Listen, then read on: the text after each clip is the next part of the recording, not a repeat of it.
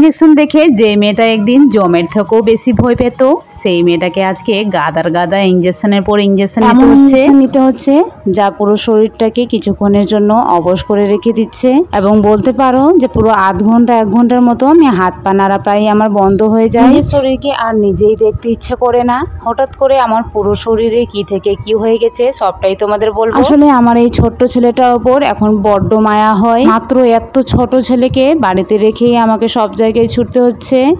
এতটা শরীর দুর্বল হয়ে গেছে, তাকে ঠিক মতো করে কোলে নিতে পারি না এখন। তাকে বড্ড ভালোবাসতে ইচ্ছে করে যখন তখন চোখের জলও চলে আসে। তো চলো সবটাই বলবো তোমাদের। চলে এসেছি আমি গাড়িতে, ছেলেকে বাড়িতে ঘুমিয়ে দিয়েছি।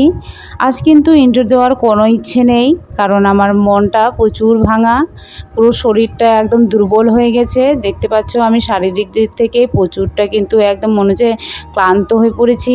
আমি তোমাদের পাটা দেখাচ্ছি জাস্ট, আলোর জন্য হয়তো তোমরা ক্যামেরাটা কিছু দেখতে পাচ্ছ না। গত 2 দিন ধরে হঠাৎ করে আমার শরীরে অ্যালার্জি ধরা পড়েছে, আর এমন অ্যালার্জি যা পুরো শরীরকে একদম জ্বলিয়ে পুড়িয়ে দিচ্ছে এত গরমে। চলে এসেছি ডাক্তার দেখাতে। এর মেন উদ্দেশ্য হলো আমি অ্যালার্জির জন্যই আজকে সকালে কিন্তু অজ্ঞান হয়ে পড়ে গেছিলাম, তার জন্য কিন্তু আরও বেশি দুর্বল লাগছে। আমি আর আমার মা আমার সঙ্গে এসেছে। ডক্টর দেখানোর পরেই ডক্টর যেটা প্রথমের কথাটা বললেন সেটা হলো শরীরের মধ্যে অ্যালার্জি প্রচুর পরিমাণে বেড়েছে, তার জন্য ইমিডিয়েটলি কোনো ইঞ্জেকশন নিতে হবে। সঙ্গে এই ওষুধগুলো দেওয়া হয়েছে। প্রথমে তো এসেই আমি বিপি চেক করিয়েছি। ব্লাড প্রেশার চেক করতেই আমার ব্লাড প্রেশার অতিরিক্ত কমে গেছে, যার জন্য আমি কিন্তু সকালবেলা অজ্ঞান হয়ে পড়ে গেছিলাম। আমাকে জাস্ট কিছুক্ষণ বসে থাকতে বলা হয়েছে, কারণ ইঞ্জেকশনটা ওরাই দেবে। সেই জন্য কিন্তু হাতে ইঞ্জেকশন নিয়ে আমি আর আমার মা বসে আছি। মাও বলছে কিছুটা দুর্বল লাগছে, সেই জন্য মা আমার দিদিকে জিজ্ঞেস করছে যে কয়েকটা ওষুধ নিব নাকি। ডাক্তারবাবুর কাছ থেকে জিজ্ঞেস করে মায়ের জন্য কয়েকটা ওষুধ নিয়ে দিলাম। সঙ্গে এদিকে দেখুন আমি কিন্তু প্রচুর টেনশন করছি যে আমাকে ইঞ্জেকশনটা দেওয়া হবে। আসলে আমি ইঞ্জেকশন দেখে এত পরিমাণে ভয় পাই যে আমি সত্যিকারই বলতে গেলে আমি ওষুধ 1000 খানা খেয়ে নিব, কিন্তু একটা ইঞ্জেকশন নিতে আমার পুরো শরীর কেঁপে ওঠে। হ্যাঁ, প্রত্যেকটা মেয়ের মতোই আমারও এই সমস্যা আছে। যদিও বা আমি মেডিকেল লাইনেই কাজ করতাম আর ইঞ্জেকশন টিকশনই দিতাম, কিন্তু ব্যাপারটা যখন আমার ক্ষেত্রে আসে সত্যি গা হাত পা পুরোটাই শিউরে ওঠে। বুঝিয়ে বাজিয়ে কোনো মতো করে তাকে সান্ত্বনা দিয়ে আমি কিন্তু ইঞ্জেকশন দিয়ে দিতাম, কিন্তু নিজেকে বোঝানোর আর কি আছে, কিছু করার নেই। ইঞ্জেকশন তো নিতেই হবে, কারণ পুরো শরীরে অ্যালার্জি এত পরিমাণে বেড়ে গেছে, এমনকি ডাক্তারবাবু বলেছে যে ইমিডিয়েটলি নিতেই হবে। যাকে কোনো মতো করে কষ্ট করে ইঞ্জেকশনটা যেই না নিয়েছি, দেখতে পাচ্ছেন আমি কি পরিমাণে ব্যথা অনুভব করছি। সত্যি কথা বলতে গেলে প্রথমে তো ইঞ্জেকশনটা নেওয়ার সময় এত সুন্দর করে দিয়েছে যে আমার কোনো ব্যথা ফিল হয়নি, মনে হচ্ছে পিঁপড়া একটা কামড়েছে জাস্ট। কিন্তু নেওয়ার জাস্ট কিছুক্ষণ পরেই প্রচুর পরিমাণে ব্যথা, জায়গাটায় এই পরিমাণে ব্যথা শুরু হয়েছে যে আমি কিচ্ছু নড়াতে পারছিলাম না। তারপর খানিকক্ষণ পরে দেখছি হাতটাও উঠাতে পারছি না। হালকা নাড়াচড়া করতে করতে দেখছি বেশ খানিকক্ষণ পরে আমি কিন্তু হাতটা উঠাতে পেরেছি। মানে কিছুক্ষণের জন্য আমার হাতটাকে জাস্ট অবশ করে রেখে দিয়েছিল। জানি না কি ইঞ্জেকশন দিয়েছে, কিন্তু এই পরিমাণ যে দুর্বল লাগবে সত্যি ধারণা করতে পারিনি। যাকে বেশ অনেকক্ষণ বসে থাকার পরে তারপরে ভাবলাম যে এবার তো বাচ্চাটাকে ছেড়ে এসেছি বাড়িতে, এবার না হয় তাড়াহুড়ো করে বাড়ি যাওয়া যাক। অনেকটা টাইম চলে গেছে, কারণ তার আগেই তো ডাক্তারবাবুর জন্য অনেকক্ষণ ধরে ওয়েট করেছিলাম। যাকে আমি আর আমার মা বেরিয়ে পড়েছি। এদিকে দেখুন বেরিয়ে এত পরিমাণে রৌদ্র করেছে, আর সত্যি কথা বলতে গেলে এত গরমে যদি রৌদ্রে যদি একটু হাঁটাচলা করো তাহলে মনে হবে যে বাতাসগুলো গরম ভাবগুলো এসে মুখের মধ্যে আঘাত খাচ্ছে। এই পরিমাণে গরম বেড়েছিল, তার জন্য মাকে বলছিলাম যে বারবার ছাতার মধ্যে ঢুকো, না হলে ঢিপাস করে আমার মতো করে সকালবেলার মতো পড়ে যাবে।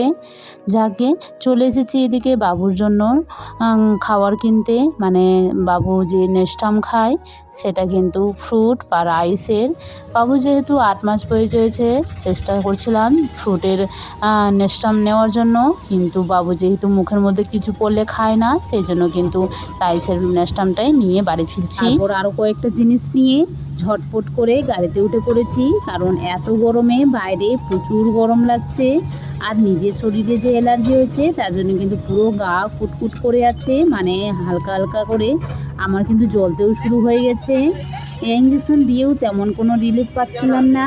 তো চল মাকে বললাম ঝটপট করে বাড়ি যেতে। এদিকে দেখুন আমি কিন্তু কয়েকটা জিনিস কিনেছি, যেগুলো কিন্তু খুব সাবধানে আমাকে নিয়ে যেতে হচ্ছে। তো আগে বাড়ি যাব, তারপরে আপনাদের সাথে শেয়ার করব। এদিকে দেখুন কতটা রাস্তাটা খারাপ আছে, যার জন্য কিন্তু আমাদের প্রচুর ঝিকার লাগছিল। সত্যি কথা বলতে গেলে আমাদের এদিকে সব সময়ের জন্য অ্যাভেলেবল থাকে টোটো বা অটো, তার জন্য অটোতে উঠেছিলাম। ক্লান্ত হয়ে গেছে, আমি তো হয়েছি। ভালোই করেছি যে আমার এই পুচকুসোনা থেকে নিয়ে জানি না। বাবা, বাবা তুমি কাঁদছিলে? কাঁদছিলে বলো? কাঁদছিলে? কাঁদছিলে? আমার কোলে? এই দেখো, সে আমার কোলে খেলছিল, কখনো কখনো তার দাদা বাবার কোলে যাচ্ছিল। তো তোমাদের দেখাই আমার যে অ্যালার্জিটা হয়েছে, আর যেটার জন্য আমাকে ইনজেকশনটা দিতে হয়েছে। তো ডাক্তার তো দেখিয়ে আসলাম, ডাক্তারবাবু খুবই বকা দিলেন যে আরো আগে আসেনি কেন। প্রচুর পরিমাণে চুলকাচ্ছে, পুরো অ্যালার্জি গুলো হঠাৎ করেই হয়ে গেছে। আগে তোমাদের দেখাই অ্যালার্জিটা। বাবা, ও বাবা, তুমি থেকে গেলা, এবার থেকে রেখেই যাব।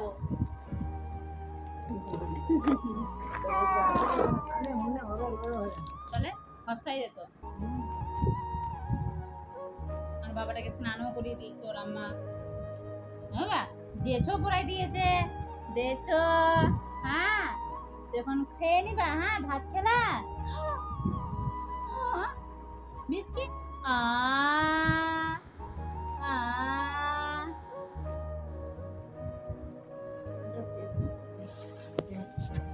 যা যা তো করে নে একটা। তো প্রচুর পরিমাণে বাইরে রোদ, এত রোদে মুখের মধ্যে মনে হচ্ছে রীতিমতো গরম বাতাস আসছে।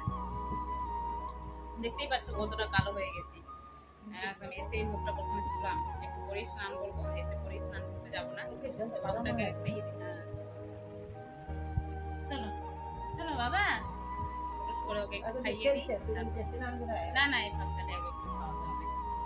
যদি বাবাটাকে ঘুমিয়ে দিয়ে আর চলে গেছিলাম, সে ঘুমিয়েছে। আর তোমাদের দেখাবো যে কি কি জিনিস নিয়েছি। বেশ কয়েকটা জিনিস নিয়েছি যেগুলো খুব প্রয়োজনীয় ছিল। বেশ কয়েকদিন ধরে বলছিলাম, যেতে পারছিলাম না বলে নিয়ে নেওয়া হচ্ছিল না। তো চলো সেগুলো দেখাবো, আর আমি অ্যালার্জিগুলো দেখাই। এই দেখো মোবাইলটা আরো বেশি আপনাদেরকে ডাক্তারবাবুর কাছে যাওয়ার সময়ই দেখানোর চেষ্টা করছিলাম, কিন্তু বাইরে যেহেতু প্রচুর আলো ছিল, তো আপনারা দেখতে পাচ্ছিলেন না নিশ্চয়ই।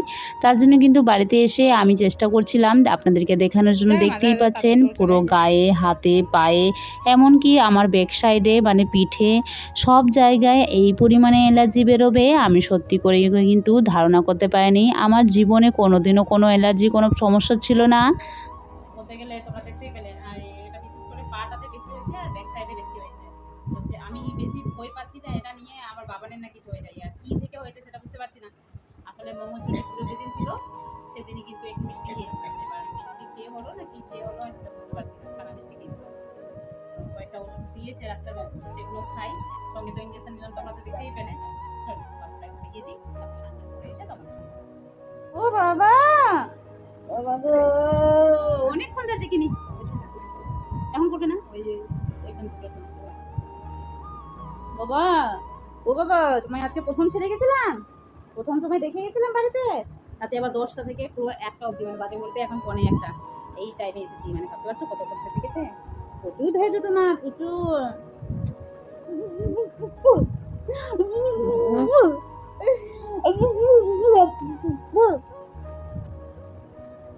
এত রোদ্রে রিক্সা নিলাম না, প্রচুর অস্বস্তি ফিল করতো। এখন যে বাড়িতে একটু কান্নাকাটি হয়তো করেছে, কিন্তু আমার বাবা তো ভালো না বাবা। সত্যি কথা বলতে ছেলেকে অনেকক্ষণ না কাছে না পেয়ে মনটা খুব আকুল বাকুল করছিল, তার জন্য কিন্তু প্রচুর তাকে ভালোবাসলাম। আর তারপর তাকে খাইয়ে দিয়ে তাকে ঘুম পাড়িয়ে দিয়েছি। এখন আমার কাজ করার পালা। ঝটপট করে আগে গিয়ে স্নানটা সেরে নিই, কারণ বাজে ঘড়িতে এখন 1টা, আমার খাওয়ার সময়ও হয়ে গেছে প্রায়। এদিকে দেখুন দুটোই ফ্যান চালিয়ে দিয়েছি, মানে টেবিল ফ্যান আর সিলিং ফ্যান দুটোই, কারণ বাইরে যে হারে গরম করেছে। এই গরমে যদি ছেলে যদি হালকা ফ্যানের বাতাস যদি না পায় তাহলে কিন্তু সে উঠে পড়বে। চলুন স্নানটা করে চলে এসেছি, এখন যাই উপরে ছাদে কাপড় মেলতে। পায়ে যেহেতু অ্যালার্জি হয়েছে আমি কিন্তু খুব সাবধানেই হাঁটাচলা করছিলাম। আর এদিকে দেখুন ছাদে আসা পরেই ওই যে এত পরিমাণে গরম হয়েছে, তার জন্য কিন্তু পায়ের অ্যালার্জিগুলো প্রচুর পরিমাণে জ্বলছিল। আর সঙ্গে আমি তো পায়ের জুতোটাও পরে আসতে ভুলে গেছি, তার জন্য কিন্তু ঝটপট করে কাপড়গুলো মেলে নিচ্ছি। তারপর আগেই নিচে যাব, দেখব ছেলে উঠেছে কিনা, তারপর কোনো কাজ করব। আমাদের এদিকে যে হারে গরম পড়েছে, আর দেখুন ওই সাইডের দিকে হালকা একটু বলতে গেলে একটু মেঘ লেগেছে, মানে মেঘটা গর্জন করে আছে। আর আমার মনে হচ্ছে যে বিকেলবেলা বা রাত্রেবেলার দিকে বৃষ্টি নামবে, অবশ্যই নামবে। যে হারে গরম করেছে, মানে রৌদ্রটা খুব একটা তীক্ষ্ণ নেই, কিন্তু গরমটা প্রচুর পরিমাণে করেছে। মানে দেখুন আমি স্নান করে আসলাম, এত ঘেমে যাচ্ছি, আর এখন মনে হচ্ছে যে হালকা হালকা করে বাতাস উঠিয়েছে। আজকে তো মনে হচ্ছে বৃষ্টি হয় বিকেলবেলার দিকে, না হয় রাতের বেলার দিকে অবশ্যই হতে পারে। তো চলুন, উপরে প্রচুর গরম লাগছে আর প্রচুর হাঁপিয়েও যাচ্ছি। ওই যে বললাম ডাক্তারটা দেখালাম, প্রেশারটা কম দেখালো, তার জন্য আরও দুর্বল লাগছে। ছেলের দিকে ঘুমিয়েই আছে, গিয়ে ঘরটাতে গেলাম দেখি ঘুমিয়ে আছে, তো অন্ধকার লাগছে এদিকে। তো এই ফাঁকে আমি খাবারটা খেয়ে নিই, আপনাদেরকে দেখাই আমাদের বাড়িতে আজকে কী কী রান্না হয়েছে। চল, বালতিটা নিয়ে নিয়েছি, চল। দেখতে পাচ্ছেন আপনাদের কথা তালে তালে আমি আবার ভুলে যাচ্ছি।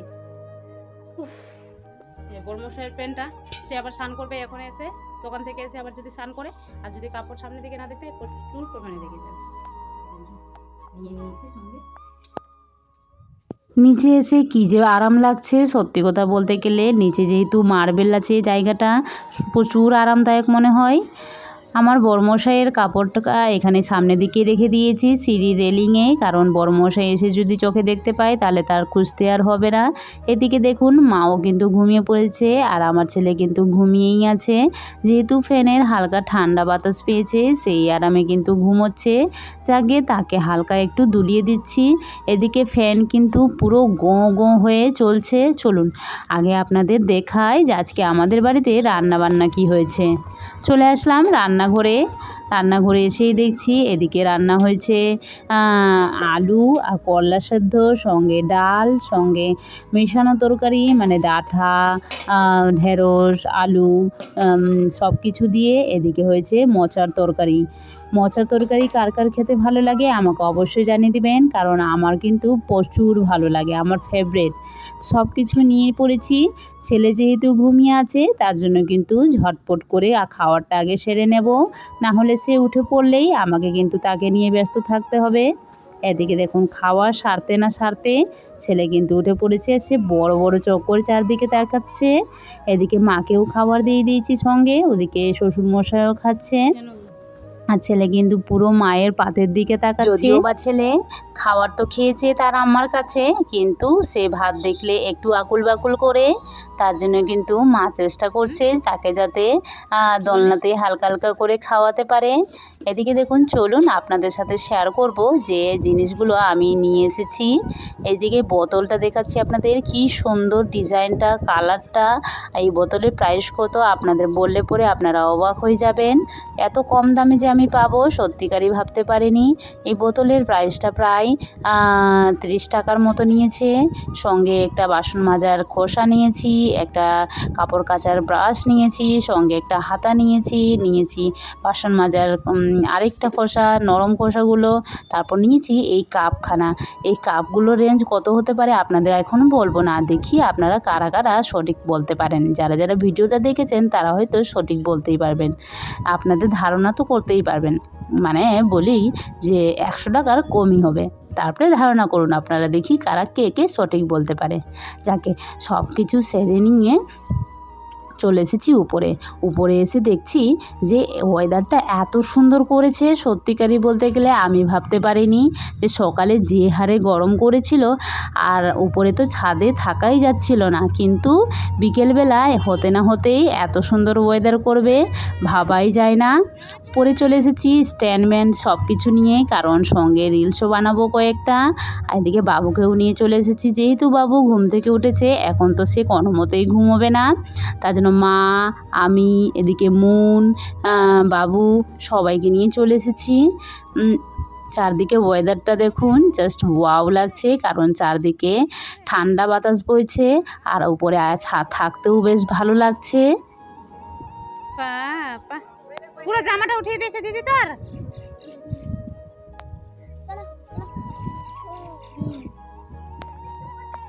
কি যে আরাম লাগছে, সারাদিনটা এত গরম করেছিল, এত পরিমাণে গরম করেছিল। আর সবচেয়ে বড় কথা, যখন আমি চাচলের ডাক্তার দেখাতে যখন যাচ্ছিলাম তখন তো সবচেয়ে বেশি পরিমাণে গরম পড়েছিল। আর মনে হচ্ছিল যে গরম বাতাসগুলো এসে গালের মধ্যে লাগছে, আর এখন যে ঠান্ডা বাতাসটা পড়েছে এত ভালো লাগছে, চারদিকে ঠান্ডা ওয়েদারটা খুব ভালো লাগছে। আর বাবানটাও তো বেশ এনজয় করে যাচ্ছে, দেখুন খুব এনজয় করছে, মজা পাচ্ছে মজা।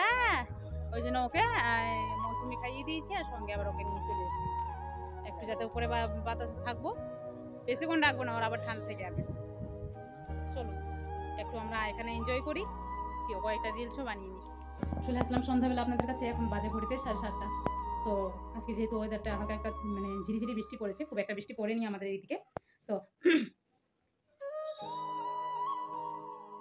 ওয়েদারটা বেশ ঠান্ডা আছে আজকে। আর বলতে গেলে আমরা সবাই মিলে আজকে চা খেয়ে নিয়েছি, তাতে আবার নতুন কাপে এই যে দেখো, নতুন কাপটাকে এখানে সাজিয়ে রেখেছি। আর পুরাতন যে বড় বড় কাপগুলো ছিল না, এই সাইজে বড় বড় কাপ ছিল, সেগুলো কি করেছি উঠিয়ে রেখে দিয়েছি। মানে সে যত কাপ বাইরে থাকবে কাজের বউ এসে তত কাপ ভাঙবে, মানে এটা কথাই আছে আমাদের বাড়িতে, মানে বেশি জিনিস থাকলে অটোমেটিকলি ভেঙে যায়, সেটা কেউ ভাঙতে লাগে না, অটোমেটিকলি ভেঙে যায়। তাকে সেগুলো উঠিয়ে দিলাম, চাটা খেয়ে সবাই, বাবার এখন বাইরে আছে, আর এখন রান্না চাপিয়ে দিলাম, ভাত চাপিয়ে দিয়েছি, এখন করবো রুটি। তো চলো রুটি করে তারপরে ছেলেকে খাওয়াবো চটপট করে, না হচ্ছে কান্নাকাটি করবে, তার মালিশ হয়ে গেছে। তারপর আপনাদের সামনে হ্যাঁ আপনাদের বলি যে আমার যে অ্যালার্জিটা আপনাদের দেখাই এখন, দেখুন